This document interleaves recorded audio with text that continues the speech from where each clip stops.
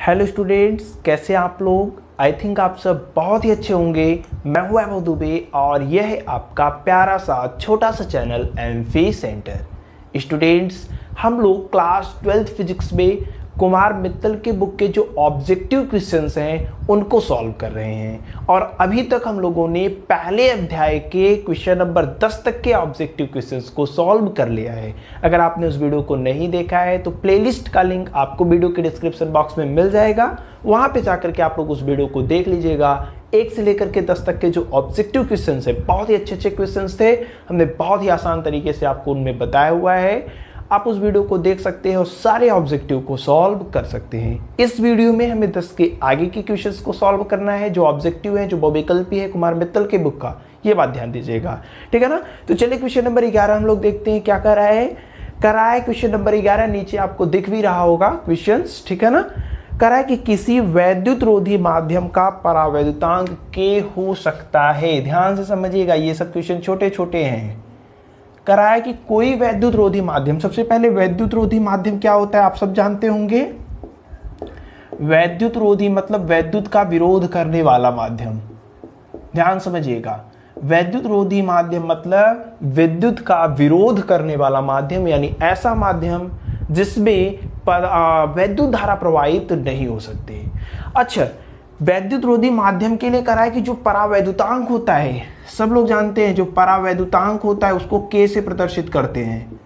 परावैद्युतांक को किसे प्रदर्शित करते हैं? के से प्रदर्शित करते हैं। और ये होता क्या है? एप्सिलॉन बटे एप्सिलॉन नॉट। ये भी हमने कुलाम्स लॉ जब पढ़ा रहे तो इन सब चीजों को अच्छे से समझाया था। एप्सिलॉन क्या होता है? माध्यम की वैद्युशीलता। एप्सिलॉन नॉट क्या होती है? निर्वात की वैद्युशीलता। ये जो के है, जो माध्यम का परावैद्युतांक होता है, ये वायु अथवा निर्वात के लिए 1 होता है। इसकी वैल्यू वायु अथवा निर्वात के लिए, वायु अथवा निर्वात के लिए जो के की वैल्यू होती है बच्चा, वो 1 होती है। अन्य माध्यमों के लिए वायु अथवा निर्वात को छोड़ दे, अगर अन्य माध्यम की अगर बात करें तो अन्य माध्यमों के लिए जो k की वैल्यू होती है वो ऑलवेज ग्रेटर देन 1 होती है। यानी k का मान किसी भी अन्य माध्यम के लिए हमेशा 1 से बड़ा होता है। तो जो ऑप्शन आपके पास 4 दिया है, देखिए जो 4 ऑप्शन आपको दिया है, पहला दिया है -3, दूसरा हमें क्या दिया है? 0 दिया है, तीसरा हमें क्या दिया है? सी वाला क्या दिया है? 0.7 दिया है, और डी वाला हमारे पास कितना दिया है? 6 दिया है। तो बताइए, हमने बताया के का मान हमेशा ग्रेटर देन 1 होता है, तो ये भी 1 से छोटा, ये भी 1 से छोटा, ये भी 1 से छोटा। हमारे पास जो बचा है वो कौन सा बचा है? ये वाला। यानी कि जो ऑप्शन डी है क्वेश्चन नंबर 11 का, वो राइट आंसर है। देखिए, हमने केवल आपको आंसर नहीं बताया, हमने आपको चीजों को समझाया, सिखाया। जैसे वैद्युत रोधी माध्यम कहा तो क्या होता है वो बताया, परावैद्युतांक क्या होता है कहाँ बताए थे ये भी बता दिया। वायु अथवा निर्वात के लिए के की वैल्यू 1 होती है, लेकिन अन्य माध्यमों के लिए के इज ऑलवेज ग्रेटर देन 1। के की वैल्यू हमेशा किसी भी अन्य माध्यम के लिए 1 से बड़ी होती है।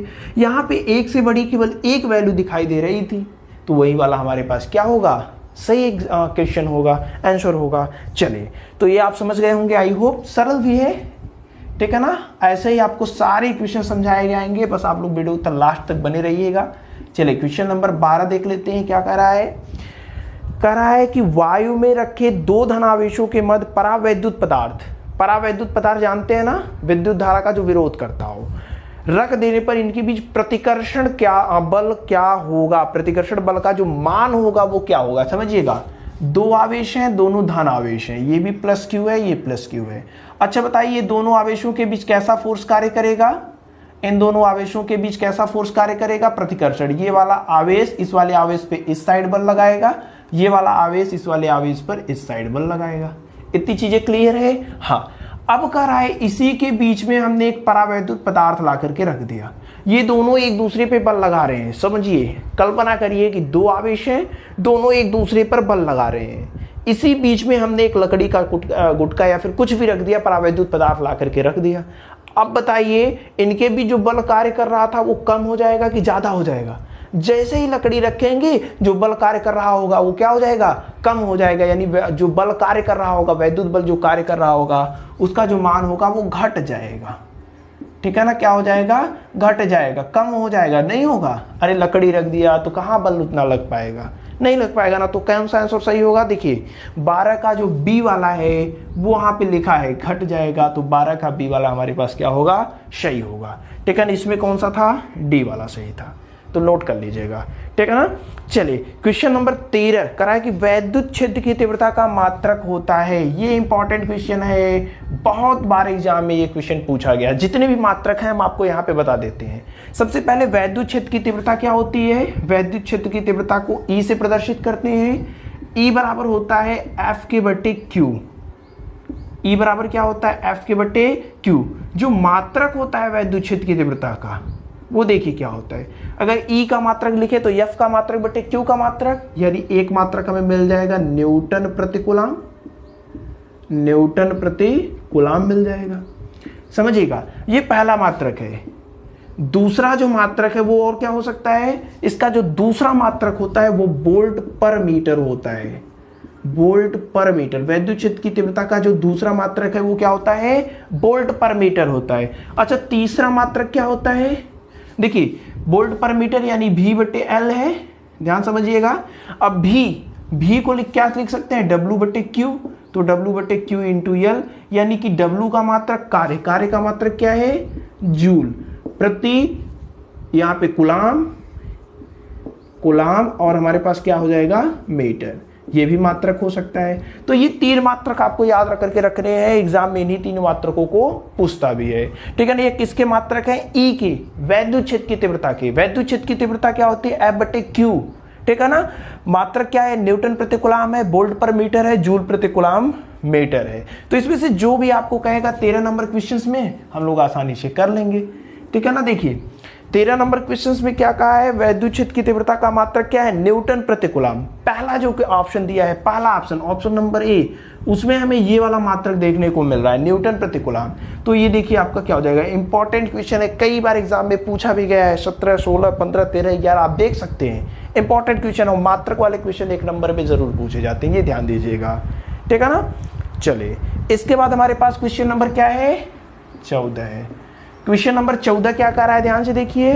करा है कि वैद्युत क्षेत्र की तीव्रता का मात्रक, अब फिर पूछ रहा है वैद्युत क्षेत्र की तीव्रता का एक मात्रक तो हमने बता दिया, 14 में दूसरा ऑप्शन दिया है, तो वहां पे देखिए ये वाला मिल रहा है, वोल्ट पर मीटर, ये मिल रहा है। तो वोल्ट पर मीटर भी क्या है हमारे पास, ए वाले में, तो वैद्युत क्षेत्र की तीव्रता का मात्रक वोल्ट पर मीटर भी होता है, हमने ऑलरेडी यहाँ पे बता दिया है। फिर क्वेश्चन नंबर 15 पूछ रहा है, क्या देखिए क्वेश्चन नंबर 15 क्या कह रहा है, कह रहा है कि निम्नलिखित में कौन सा वैद्युत क्षेत्र का मात्रक नहीं है। अभी दोनों में पूछा था कौन वैद्युत क्षेत्र का मात्रक है, अब पूछ रहा है कौन वैद्युत क्षेत्र का मात्रक नहीं है। तो पहला न्यूटन प्रति कूलाम, न्यूटन प्रति कूलाम वैद्युत क्षेत्र का मात्रक है, यानी ये ऑप्शन सही नहीं होगा। वोल्ट पर मीटर, वोल्ट पर मीटर भी है। ठीक है। जूल पर कूलाम, जूल पर कूलाम यही मात्रक नहीं होता। देखिए जूल पर कूलाम मीटर मात्रक होता है, जूल पर कूलाम मात्रक नहीं होता, यानी कि सी वाला जो आंसर है वो राइट आंसर है। ठीक है ना। जूल प्रति कूलाम वैद्युत क्षेत्र की तीव्रता का मात्रक नहीं होता है। ठीक है ना, तो नोट कर लीजिए। ठीक है। नेक्स्ट क्वेश्चन देखते हैं, क्वेश्चन नंबर 16 कह रहा है एक वैद्युत क्षेत्र विक्षेपित कर सकता है। क्वेश्चन नंबर 16 क्या कह रहा है, एक वैद्युत क्षेत्र है वो किसको विक्षेपित कर सकता है, यानी अपने मार्ग से किसको हटा सकता है, एक्स किरणों को, न्यूट्रॉनों को, अल्फा कणों को, गामा किरणों को। ध्यान से समझिएगा, एक वैद्युत क्षेत्र है, इसमें हमने सारे कणों को रख दिया है जो दे रहा है। ठीक है ना। एक्स किरणें है, न्यूट्रॉनों को रखा गया है, अल्फा कणों को, गामा किरणों को। तो यहाँ पे देखिए ये इसमें जो अल्फा कण है इन सबको छोड़ करके किसी भी कण पे जो है, किसी भी किरण पे चार्ज नहीं होता, आवेश नहीं होता। आवेश केवल और केवल किस पे है, अल्फा कणों पे है। अल्फा कण पर आवेश कितना होता है, अल्फा कण पर आवेश कितना होता है, अल्फा कण पर जो आवेश होता है वो इलेक्ट्रॉनों के दुगने के बराबर होता है, +2 इलेक्ट्रॉन होते हैं। ध्यान दीजिएगा। ठीक है ना। अब ध्यान से समझिए, ध्यान से समझिए, अल्फा कण पर आवेश है, यहां पे हमने सपोज करिए अल्फा कण लग दिया। अब ये धनात्मक आवेश है, धनात्मक है, पॉजिटिव है, तो इस पे एक बल कार्य करेगा, और जो बल की दिशा होगी वो वैद्युत क्षेत्र की दिशा होगी। अगर वैद्युत क्षेत्र इस दिशा में तो बल भी इधर, तो यहां से ये वैद्युत क्षेत्र इसको अपने साइड खींचेगा। वही तो पूछ रहा है कि किसको विक्षेपित कर सकता है, तो किसको विक्षेपित कर सकता है, अल्फा कणों को विक्षेपित कर सकता है, इनके अलावा किसी को भी विक्षेपित नहीं कर सकता, क्योंकि बाकी सब न्यूट्रल हैं, उदासीन है, किसी पे चार्जेस नहीं है, और चार्ज जब नहीं है तो ये अवैद्युत क्षेत्र भी उस पर बल नहीं लगा पाएगा। ओके है ना। चलिए नोट कर लीजिए इतने क्वेश्चंस, इतने सारे क्वेश्चंस आप लोग नोट कर लीजिए। ये क्वेश्चन नंबर 11 है, ये 12 है, ये 13 है, 14 है, 15 है, 16 है। अभी सारे क्वेश्चन छोटे छोटे हैं, कल जो क्वेश्चन थे सारे बड़े बड़े क्वेश्चन थे, तो आज छोटे वाले का नंबर है, नोट कर लिए। सरल है, रफ कर देते हैं। चलिए ठीक है ना। अगर आपके कॉन्सेप्ट क्लियर हैं और ये जानते रहिए कि इंपॉर्टेंट होते हैं ऑब्जेक्टिव क्वेश्चंस, ये एग्जामिनर के ऊपर इंप्रेशन बनाने के लिए बहुत ही इंपॉर्टेंट होते हैं। अगर आपके सारे ऑब्जेक्टिव सही हैं तो आपका एक इंप्रेशन एग्जामिनर के ऊपर बन जाता है कि हाँ बच्चा ने मेहनत किया है, उसको आपके कॉपी को आगे वो अच्छे से मेहनत से चेक करेगा। ठीक है, चलिए नेक्स्ट क्वेश्चन कहाँ तक हुआ था, 16 तक हो गया था। 17 नंबर क्वेश्चन चेक करते हैं। 17 नंबर क्वेश्चन क्या कर रहा है कि एक प्रोटॉन तथा एक इलेक्ट्रॉन एक समान वैद्युत क्षेत्र में स्थित है।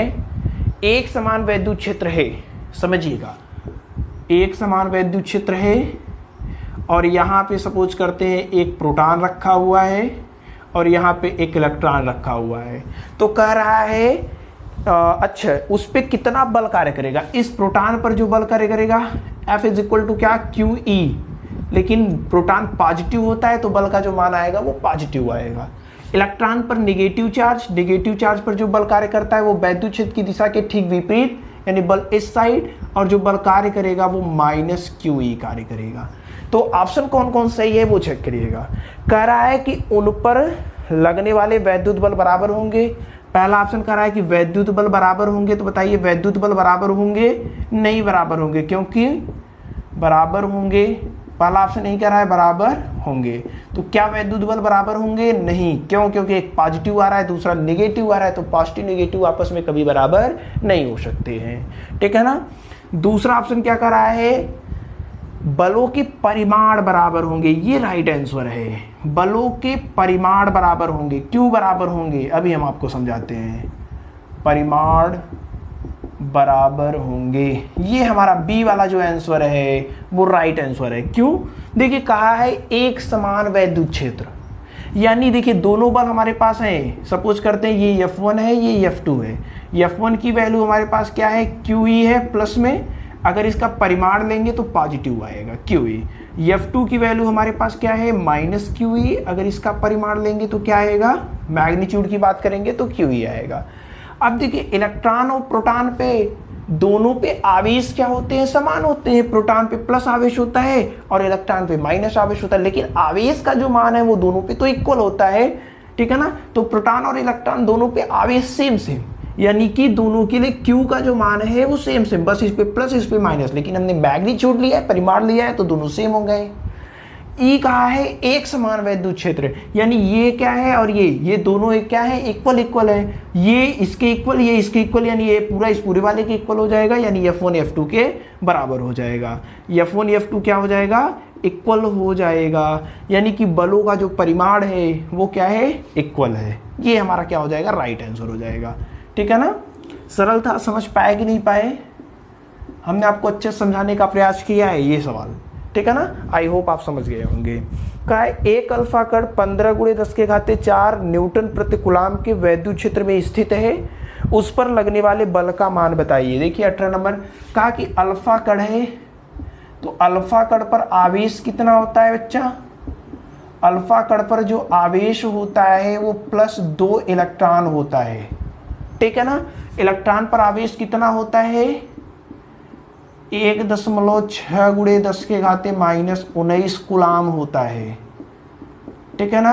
यानी अल्फा कण पर जो आवेश होगा वो 16 दूना 32, 3.2 × 10⁻⁹ कूलम आएगा, प्लस में आएगा, ये बात ध्यान दीजिएगा। ये हमारे पास कितना आ गया, अल्फा कण पर आवेश, यानी Q की वैल्यू आ गई। आवेश को Q से प्रदर्शित करते हैं जी। अब कह रहा है कि उस पे जो वैद्युत क्षेत्र आरोपित किया गया है, वैद्युत क्षेत्र E की जो वैल्यू है वो है 15 गुणे 10 के घाते 4, 15 गुणे 10 के घाते 4 न्यूटन प्रति कूलाम। तब आपसे फोर्स का मान पूछ रहा है। फोर्स क्या होता है? F बराबर Q इंटू ई।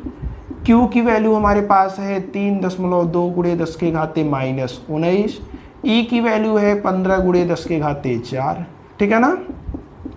बल ही तो पूछ रहा है ना, हाँ बल ही पूछ रहा है। चलिए गुणा करते हैं, 15 दूना 30, 15 तय 45, 3 48, एक अंक पे दशमलव लग जाएगा, 10 के घाते -19 या -15 हो जाएगा। एक अंक दशमलव हम बाय साइड लेकर जाते हैं तो 4.8 हो जाएगा, इधर 10 के घाते -14 और ये हमारे पास हो जाएगा न्यूटन। ठीक है, तो कितना बल कार्य करेगा? 4.8 गुणे 10 के घाते -14 न्यूटन। कौन सा राइट आंसर है? ए वाला। ए वाला आपको ये ऑप्शन देखने को मिल जाता है, 4.8 गुणे 10 के घाते -14 न्यूटन। सरल है, नोट कर लीजिए, वीडियो को पॉज करके नोट कर लीजिए। ये क्वेश्चन नंबर 17 है, ये क्वेश्चन नंबर 18 है। केवल जानते रहिए। तरीका क्या है? प्रैक्टिस बहुत जरूरी नहीं है कि ये क्वेश्चन आपको ऑब्जेक्टिव में ही देखने को मिले, ये आपके न्यूमेरिकल में भी देखने को मिल सकते हैं। कोई क्वेश्चन पूछ देता है वैद्युत क्षेत्र की तीव्रता को परिभाषित कीजिए, उसके बाद ये न्यूमेरिकल दे दिया, तो ऐसे क्वेश्चंस भी आपको देखने को मिलेंगे एग्जाम में। ठीक है ना? तो अच्छे से तैयारी करके चलेंगे तो पक्का स्कोर आपका अच्छा होगा। नोट कर लिए? चलिए क्वेश्चन नंबर 19 चेक करते हैं। क्वेश्चन नंबर अब हमारे पास कौन सा होगा? 19। देखिए 19 नंबर क्वेश्चन क्या कर रहा है? उस वैद्युत क्षेत्र की तीव्रता जो 10 घाते -4 सेंटीमीटर त्रिज्या वाले जल की बूंद को, जिस पर एक इलेक्ट्रॉन का आवेश है, वायु में स्थिर लटका सके होगी। यानी वैद्युत क्षेत्र की तीव्रता का मान निकालना है। समझिएगा, ये हमारे पास क्वेश्चन नंबर, ऐसा क्वेश्चन कल हमने आपको एक बताया था लेकिन उससे थोड़ा सा अलग है। वो तो सरल था लेकिन यहाँ पे थोड़ा सा और कॉन्सेप्ट लगाना पड़ेगा। देखिए क्या करा है? उस वैद्युत क्षेत्र की तीव्रता, एक जल की बूंद है, ये जल की बूंद वायु में स्वतंत्रता पूर्वक लटका रहे। करा है कि ये जल की बूंद वायु में स्वतंत्रता पूर्वक लटका रहे। कैसे लटक सकता है वायु में स्वतंत्रता पूर्वक, वो पहले आप समझिए। अगर ये जल की बूंद है तो नीचे के साइड इसके भार के बराबर एक बल कार्य करता है mg। जितना बल नीचे कार्य कर रहा है उतना ही बल अगर ऊपर भी कार्य करे तो इस पर नेट बल हो जाएगा 0। अब ये जो जल की बूंद थी नीचे गिरेगी तो नीचे नहीं गिर पाए। अरे इसको ये नीचे खींच रहा है तभी तो नीचे गिर रहा है, लेकिन जितने बल से ये नीचे खींच रहा है उतना ही बल अगर हम ऊपर लगा दें, उतना ही बल अगर हम ऊपर लगा दें तब ये नीचे गिर पाएगा नहीं। तो वही बल हमें लगाना है और करा वैद्युत क्षेत्र की तीव्रता तो QE के पदों में। F बराबर हमें क्या लगाना है? Q into E। यानी अगर ये दोनों बराबर है तो ये जल की बूंद जहां होगी वहीं पड़ी रहेगी। यही कंडीशन लगा रहे हैं, कहेंगे कि जल की बूंद स्थिर लटकी रहे। इसके लिए हमारे पास क्या होगा बताइए? इसके लिए हमारे पास ये दोनों फोर्सेस बराबर होने चाहिए, यानी Q इंटू ई बराबर mg। यानी E का मान हमें निकालना है, यानी mg। Q इधर गुणे में था, इधर में भाग में हो गया। अब ध्यान से समझिए, कहा कि जो जल की बूंद है उस पर जो आवेश है वो 1 इलेक्ट्रॉन के बराबर है। यानी Q बराबर क्या हो जाएगा? 1 इलेक्ट्रॉन। Q बराबर, अरे कह रहा है कि जल की बूंद पर जो आवेश है वो किसके बराबर है? इलेक्ट्रॉन, 1 इलेक्ट्रॉन पर आवेश के बराबर है। अब देखिए E की वैल्यू हमें पता है 1.6 गुणे 10 के घाते -19। G की वैल्यू हम 9.8 या 10 ले सकते हैं, कोई दिक्कत नहीं। ये M की वैल्यू नहीं पता है, M की वैल्यू हमें नहीं दिया है। इसका द्रव्यमान, इस जल के बूंद का द्रव्यमान अगर देता ना तब तो यहाँ पे रख देते, आसानी से काम हो जाता। ये द्रव्यमान नहीं दिया है, द्रव्यमान हमें निकालना होगा। अब द्रव्यमान कैसे निकलेगा वो समझिए। घनत्व बराबर क्या होता है? घनत्व बराबर होता है, क्योंकि जल का घनत्व हमें पता होता है, अभी बताते हैं। घनत्व बराबर क्या होता है? द्रव्यमान बटे आयतन। ठीक है ना? हमें किसकी जरूरत है? m, क्योंकि G और E पता है, केवल m नहीं पता है, तो m को निकालेंगे। तो यहां से द्रव्यमान बराबर हमारे पास हो जाएगा घनत्व गुणे आयतन। घनत्व गुणे आयतन। अब समझिएगा, जल का मान लेते हैं, जो जल का द्रव्यमान है वो कितना है, m है, उसका जो घनत्व है, जो डेंसिटी है वो d है। आयतन, जल की जो बूंद होती है वो गोलाकार होती है, गोले का आयतन, यहाँ फार्मूला लगेगा। गोले का आयतन क्या है, 4/3 पाई r क्यूब। अब r दिया है, देखिए किताब में दिया है कि जो जल की बूंद है उसकी त्रिज्या 10⁻⁴ सेंटीमीटर है, r का मान दिया है। अब वैल्यू रख देते हैं, m इज इक्वल टू कितना, d। d क्या है, जल का घनत्व, और जल का घनत्व कितना होता है ये सबको पता है, हमको पता है, आपको पता है, 997 होता है ना, 997 किलोग्राम पर मीटर क्यूब। घनत्व कितना है इसका, 997 किलोग्राम पर मीटर क्यूब होता है। चलिए यहाँ पे 4/3 पाई, पाई की वैल्यू कितना रखते हैं, 22/7, पाई की वैल्यू कितना रखते हैं, 22/7। आर क्यूब, देखिए आर का मान दिया है 10⁻⁴ सेंटीमीटर। इस सेंटीमीटर को मीटर में बदलने के लिए 10⁻2 से गुणा कर देंगे तो कितना हो जाएगा, 10⁻6 मीटर। तो आर की वैल्यू कितना रखने वाले हैं, 10⁻6 में। क्यूब है तो क्यूब कर देते हैं, क्यूब है तो क्या कर दिया हमने, क्यूब कर दिया। चलिए m इज इक्वल टू हमारे पास कितना आ जाएगा, देखिए 997 गुणे, काटते हैं, कटेगा, अगर कट जाता है तो अच्छी बात है, 3 त्रिका 9, 3 त्रिका 9, नहीं कट पाएगा। चलिए देखते हैं, सॉल्व इसी को करना है, इसी को सॉल्व करके रिजल्ट हमें लाना है। ऊपर ही सॉल्व करते हैं, 4/3 गुणे कितना हो जाएगा, 22/7, और इधर कितना, 10⁻⁻6 का क्यूब करेंगे तो 10⁻18 हो जाएगा। चलिए m की वैल्यू, अब इसको सॉल्व करते हैं, ध्यान से देखिएगा। यहाँ पे हम लोग कर रहे हैं 3 त्रिका 9, 3 त्रिका 9, 3 दूनी 6, 1 0 आएगा, यानी 3 3 3 3 ऐसे आता रहेगा, ठीक है ना। अब उसके बाद हम लोग क्या करते हैं, इसको काट दे, क्या इसको काट दें, चलिए इसको काट ही देते हैं, ध्यान से समझिएगा। कितना हो जाएगा यहाँ पे, 7 चौक 28, 5 2 7 सते 49, 3 3 7 चौक 28, ठीक है ना, 5 0 7 सते 49, इतना आएगा। अब गुणा कर देते हैं, देखिए 47.47 गुणे, यहाँ पे देखिए 22 का गुणा अगर इसमें करें, ध्यान से चलिए देखते हैं, 4 दूना 88 कर देते हैं, देखिए 22 चौका 88, और इधर 10⁻18 हो जाएगा। अभी हमें यम का मान निकालना है, फिर यम का मान निकाल करके यहाँ पे रखना है, ये बात ध्यान दीजिएगा। चलिए यहाँ पे हम लोग क्या करते हैं, यहीं तक छोड़ देते हैं, हो सकता है यहाँ पे मान रखे तो कुछ कटे। m का मान समीकरण 1 में रखने पर, m का मान समीकरण 1 में रखने पर, चलिए m का मान समीकरण नंबर 1 में रखेंगे तो E बराबर m की वैल्यू कितना है, 47.47 गुणे 88। देखिए कैलकुलेशन हो सकता है हमसे भी कहीं मिसप्रिंट हो गया हो, आपके सामने ही कैलकुलेशन करते हैं, तो आप ध्यान समझिएगा। जी की वैल्यू 10 ले लेते हैं, बटे ई की वैल्यू कितना है, 1.6 गुणे 10⁻⁻19। ई की वैल्यू तो यही होता है।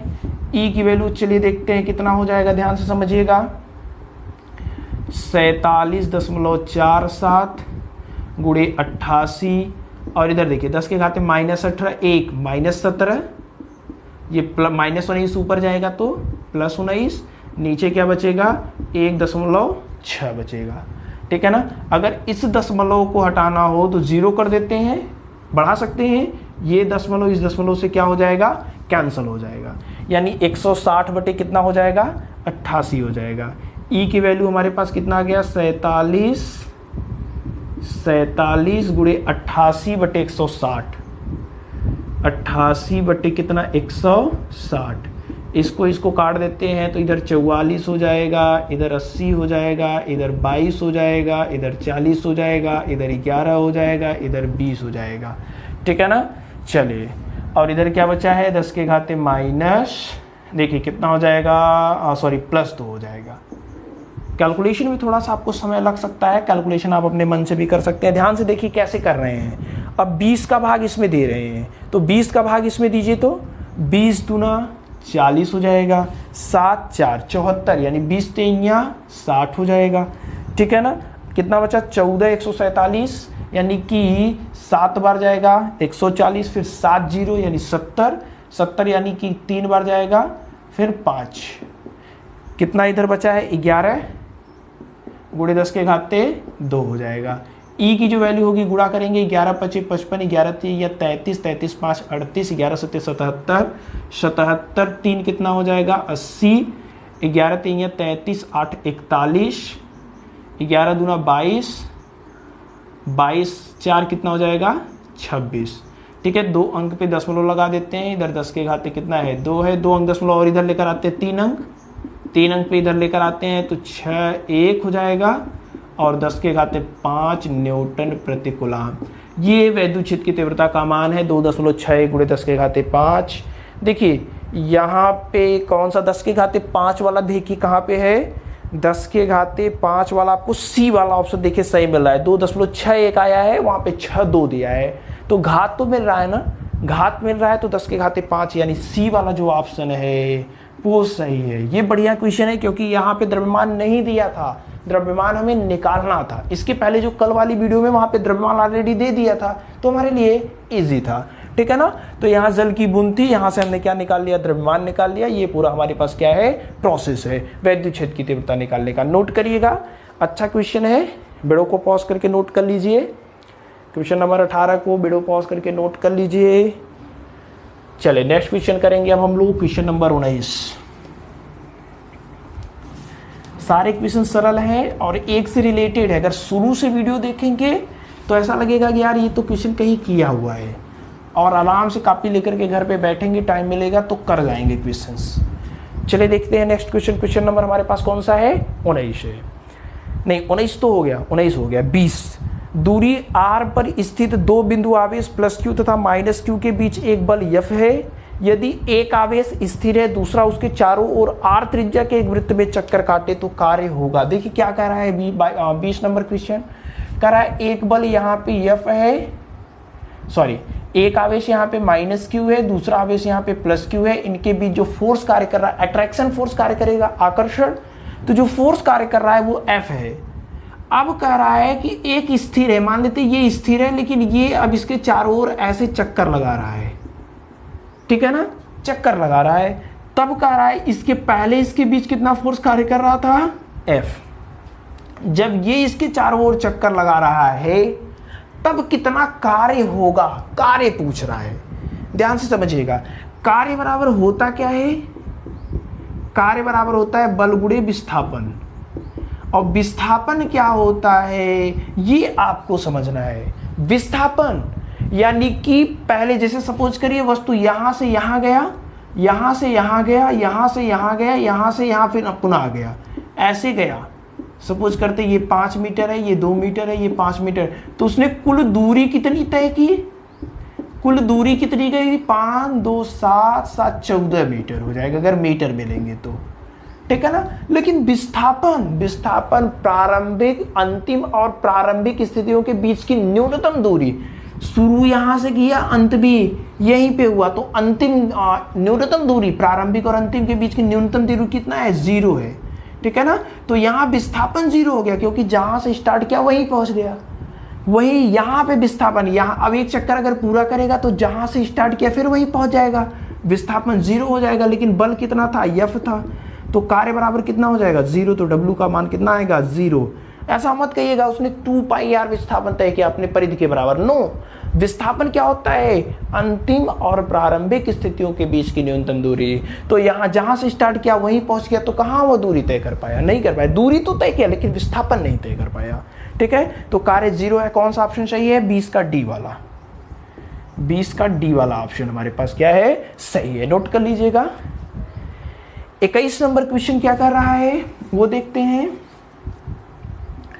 21 नंबर क्वेश्चन क्या कह रहा है, 21 नंबर क्वेश्चन कह रहा है कि वैद्युत क्षेत्र E में P आघूर्ण वाले द्विध्रुव पर लगने वाला बल आघूर्ण बताइए। देखिए हमने यहाँ पे फार्मूला पढ़ा था P क्रॉस E, ये तो फार्मूला सबको पता होना चाहिए।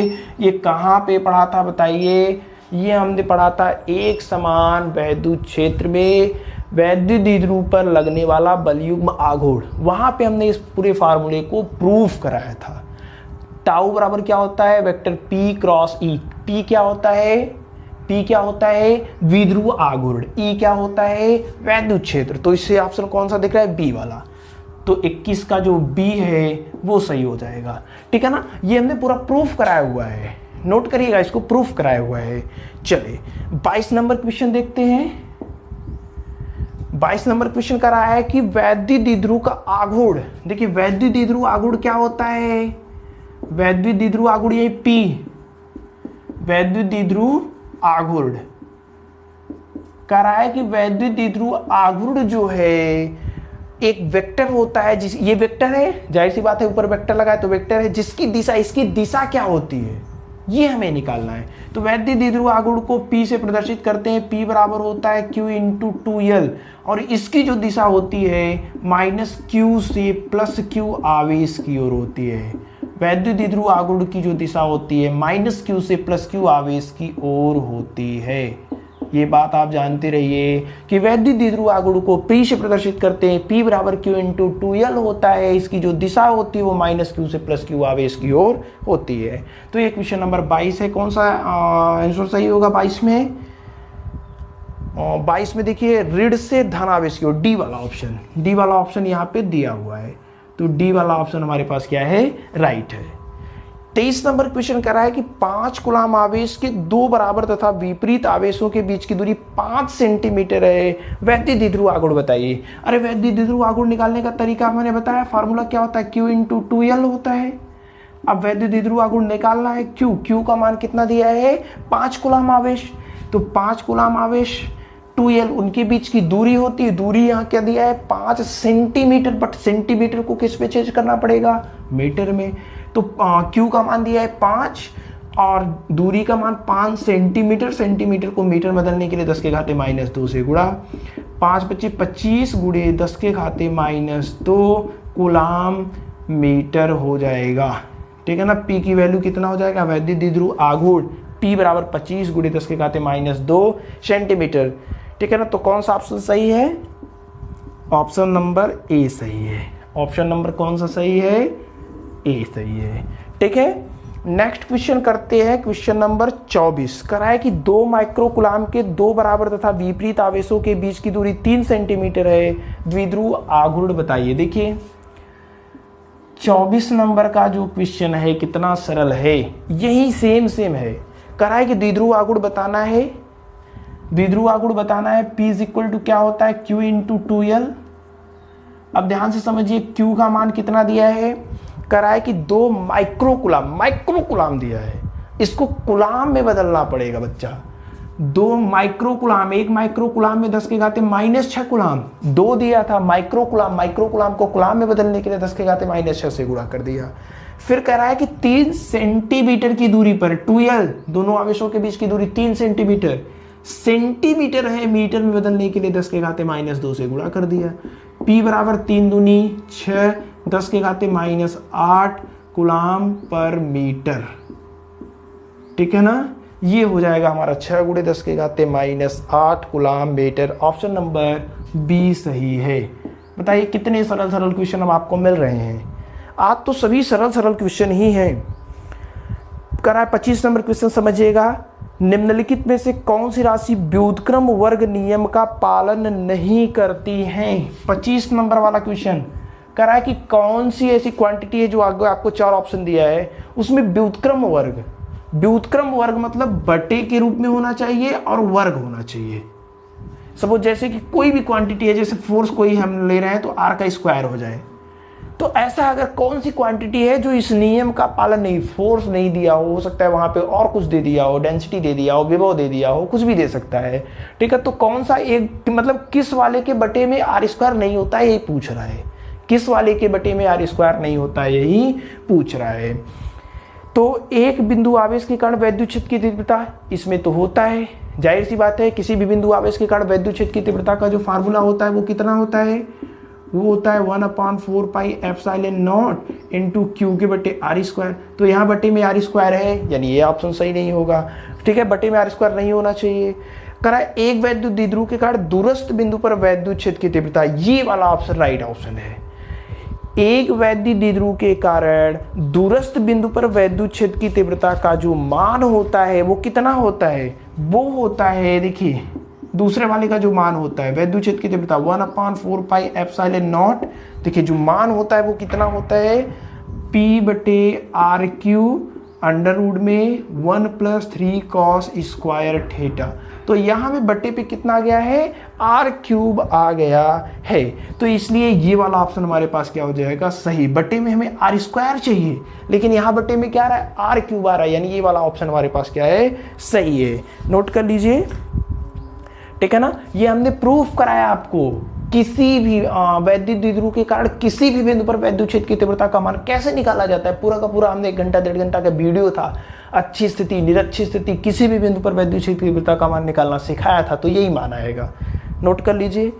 उसके बाद कह रहा है कि एक बिंदु आवेश पर वैद्युत द्विध्रुव के कारण लगने वाला बल निर्भर करता है, ठीक है ना। कौन सा क्वेश्चन कर रहा है कि एक बिंदु आवेश पर वैद्युत द्विध्रुव के कारण, किसी भी बिंदु आवेश पर, देखिए यही इसे क्वेश्चन आ जाएगा, किसी भी बिंदु आवेश पर जो बल कार्य करता है, ठीक है ना, वैद्युत द्विध्रुव के कारण उस पर लगने वाला जो बल होता है वह F is inversely proportional to R³ होता है, ठीक है ना। तो ये क्या, कौन सा ऑप्शन सही देखने को मिल रहा है, 26 का C वाला ऑप्शन, R³। देखिए वैद्युत द्विध्रुव में R³ होता है, ये जानते रहिए, ठीक है। तो C वाला ऑप्शन सही है। उसके बाद कर रहा है क्वेश्चन नंबर 27, इधर सॉल्व कर लेते हैं। नोट कर लीजिए, 27 नंबर के क्वेश्चंस को सॉल्व कर लेते हैं। 27 नंबर क्वेश्चन कर रहा है कि इलेक्ट्रॉनों के आवेश एवं द्रव्यमान का अनुपात बताइए। दिख रहा है कि नहीं, एक बार चेक करते हैं, दिख रहा है कि नहीं, हाँ स्पष्ट तो दिख रहा है, कोई दिक्कत नहीं है। 27 नंबर क्वेश्चन देखिए क्या कह रहा है, कह रहा है कि इलेक्ट्रॉनों का आवेश, इलेक्ट्रॉनों पर आवेश कितना होता है बताइए, 1.6 × 10⁻⁻19 कूलम, ठीक है ना। अब बताइए, कह रहा है कि इलेक्ट्रॉनों का द्रव्यमान कितना होता है, 9.1 × 10⁻31 kg होता है। अब कह रहा है इन दोनों का रेशियो, तो रेशियो निकाल लेते हैं। तो 1.6 × 10⁻19 बटे 9.1 × 10⁻31, तो यहाँ से 1 दशमलव, ये दशमलव से कैंसिल हो जाएगा, 16/19 हो जाएगा।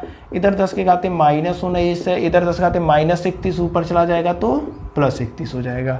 अब इसका इसमें भाग देंगे तो 0 दशमलव कितनी बार जाएगा, लगभग 9 बार जाएगा, नियर अबाउट मान लेते हैं 9 बार जाएगा, ठीक है ना। 9 बार जाएगा, नहीं 9 बार तो नहीं जाएगा, 8 ही बार जाएगा, ठीक है। 8 और मान लेते हैं 3 बार, समथिंग कुछ भी मान लेते हैं।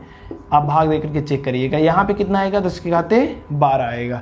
एक अंक दशमलव और इस साइड जाएगा तो 8.3 × 10⁻11 आ जाएगा। तो 10⁻11 वाला आपको राइट आंसर देगा। 10⁻, देखिए यहाँ पे 8 दशमलव हमने भाग से ही नहीं दिया है, सॉरी, ठीक है ना। देखिए आवेश एवं द्रव्यमान, तो 10⁻11 वाला राइट आंसर होगा। देख लीजिए कि इसमें 10⁻11 है, तो यहाँ पे हमें अब भाग आप लोग दे करके एग्जैक्ट चेक करिएगा, भाग दे करके चेक करेंगे तब पता चलेगा। और यहाँ पे हमारा ए वाला जो ऑप्शन आएगा वो राइट आंसर आएगा। ए वाला भाग दे करके चेक करिएगा, यहाँ पे देंगे तो 10⁻11 वाला जो ऑप्शन आएगा वो एकदम राइट आंसर आएगा। तो ये 27 का एक क्वेश्चन इस प्रकार से लगा सकते हैं, कोई दिक्कत नहीं है, ठीक है ना। भाग दे करके आप चेक करेंगे तो 0.117 जाएगा, ठीक है। नोट कर लीजिए, वीडियो को पॉज करके नोट कर लीजिए।